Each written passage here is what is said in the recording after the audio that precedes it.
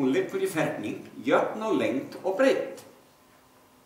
Og hann mældi borgina með stafnum 12.000 skeið, lengd hennar og breidd og hæð, nú bætar hann hæðinni við, eru jafnar.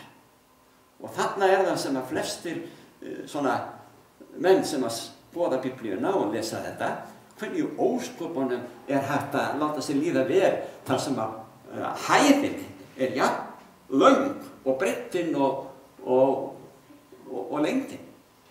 Því að þetta einhvern veginn, við þurfum að hafa, kannski, við venjumst á að sjá borg þetta langa og þetta breiða, en ekki svona háa. Vissuðu ykkur? Jæja, hann mældi múr hennar 144 álnir eftir kvarðamanns sem einnig máli engils. Við veitum hvað alin og við bara sjáum að útreikningum allra biblíu útskýrenda að þessar álnir, mælikvarði sem var notaður í þá daga, jafnast á við 60 metra hæð í dag. 60 metra hæð, bara veggjana, múrana, borgamúrana. Það ekki verið að tala um hæðina á borginni, þetta eru bara múrar. Og þá spyrjum við kannski, þörf á borgamúrum í eiliðinni til að verja okkur gegn hverju? Því okkur sagt að það verður engin synd, engin vondur og engin sem að skadar aðra. Það ekki þörf fyrir slíka varni. Ég held að Guð sé bara að sýna okkur. Þetta svo stórkostlegt, svo varanlegt, svo mikið að við þurfum ekki að áhyggjur af neinu. En 12.000 skeið eru það bil 2400 kilometrar og margir reikna þessi 12.000 skeið sem ummálið borgina.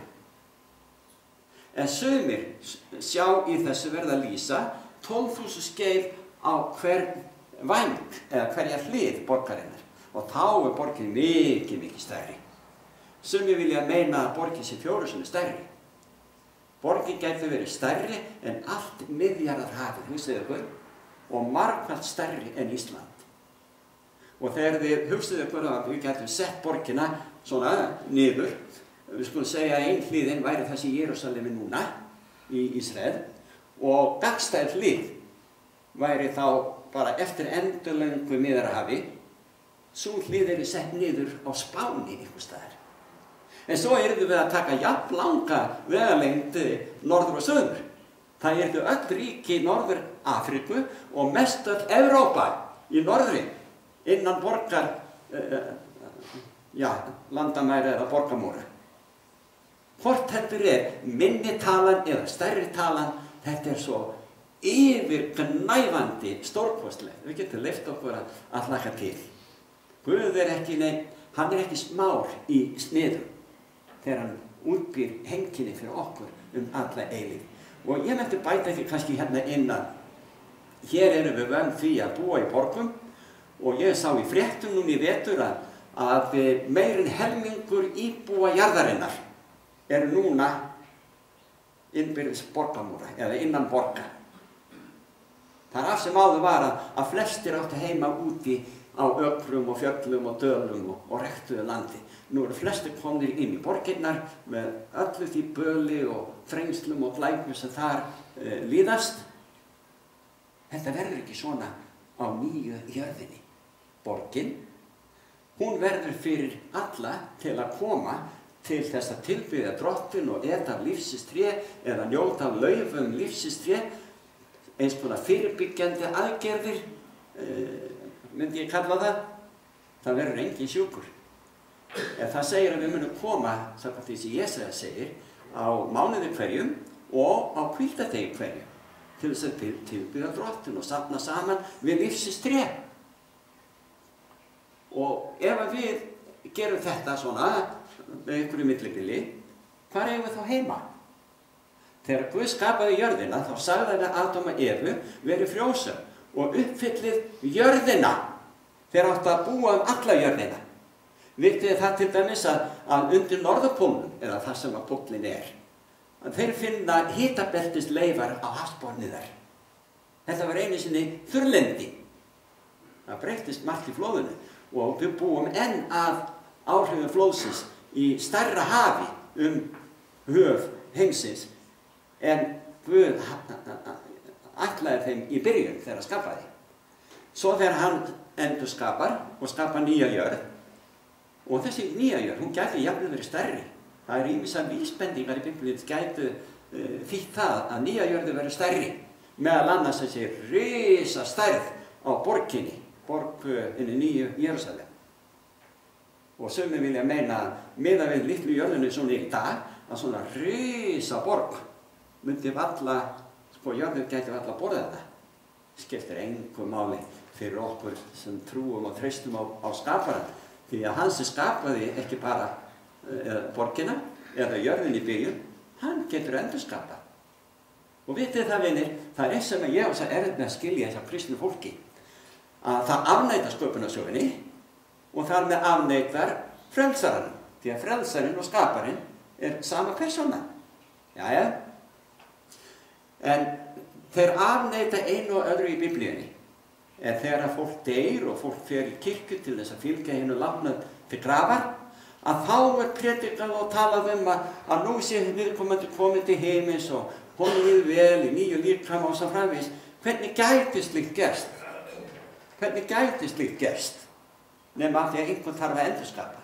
Nema Drottinn mun ekki gefa okkur nýja líkama fyrir löngu síðar. Hann er ekki kominn til að sækja fólkið sitt. En þetta er annar efni sem við getum tekið fyrir seinna. Bara munið þið að borgin er stórkostlegt fyrirbæri og ég leyfi mér að hlakka til að sjá og upplifa allt sem þar er í boði. Það segir í 21. kafla frá 18. versi að múr hennar var byggður af jaspis og borgin af skýra gulli sem skert gler væri. Undirstöðu steina borgarmúrsins voru skreyttir alls konar gimsteinum og hliðin 12 voru 12 perlur og hvert hlið úr einni perlu. Ég var kannski að rugla saman undirstöðu steinunum og hliðunum áðan. Nema að hliðin 12, þau eru sem sagt hvert úr einni perlu. Getið þið ímyndað eitthvað stærð perlu sem er heilt borgarhlið í svona risastórum og háum borgarmúr. Þetta er ekki smá hóla, heldur risa perla, 12 sinnum, jafnmörg hlið. Og ég leyfi mér að hlakka til að sjá svona perlur. Jæja. Í 22. kaflanum segir frá 13. versi, ég er alfa og omega, þannig er það Kristus sem talar. Hinn fyrsti og hinn síðasti, upphafið og endurinn. Sælir eru þeir, segir hann, sem þvo skikkjur sínar. Þetta verður að tala við láta hreinsast af allri synd. Þeir fá aðgang að lífsins tré og með að ganga inn hliðin inn í borgina. Aðrir ekki. Úti gista hundarnir og töframennirnir og frillulífismennirnir og manndrápararnir og skurgoða dyrkendurnir sem elskar og yfka líi, eða hver sem elskar og yfkar líi. Þeir fá ekki inngang. Þeir munu farast til latast að eilífu.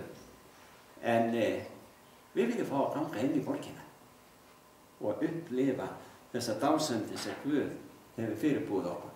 Í 19. versi í sama kafla segir, og taki nokkuð á orðum spádómsbókar þessarar. Það er átt við alveg sérstaklega opinberunarbókina, það áða við alla Biblíuna. Ef við tökum eitthvað af, eins og sköpunarsöguna, þá segir Guð, þá mun ég burt taka hlut hans í tré lífsins og í borginni helgu sem er ritað í þessari borg. Sá sem þetta vottar segir, sjá, ég kem skjótt og amen, kom þú Drottinn Jesús. Hugsaðu ykkur.